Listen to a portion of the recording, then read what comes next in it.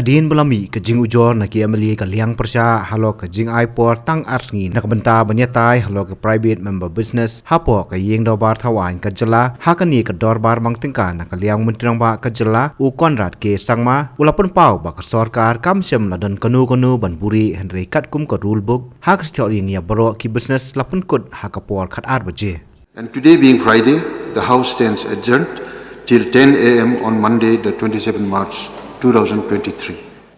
We have not shied away from anything. In fact, the time and the rules are there as per the the rules or the procedures of conduct of business.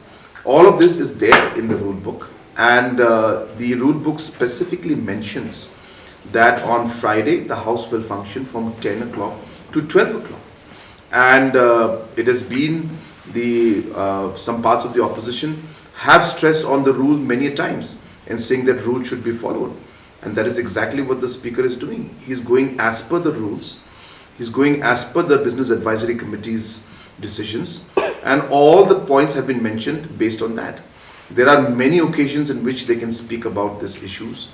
There is the governor's address, the debate on governor's address. There is a budget.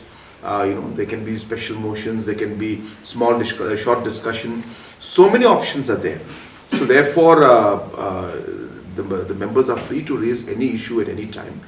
And regarding all the issues that have ever been brought out, we have always discussed the matters. We have never shied away from anything, and in the future also, and present and future also, we'll never shy away from any of the issues. No, that's not true. It is not an office memorandum. It is a executive decision that has been passed, and as per the constitutional provisions, in the matters of reservation, the executive has the power to enact a policy, and this is as per the constitution. I don't have the exact provision of the constitution in front of me right now because I don't want to be misquoted, but I can give those details to you later. But as per the constitutional provisions, the executive has the power to create policies on reservation, and that is what exactly is.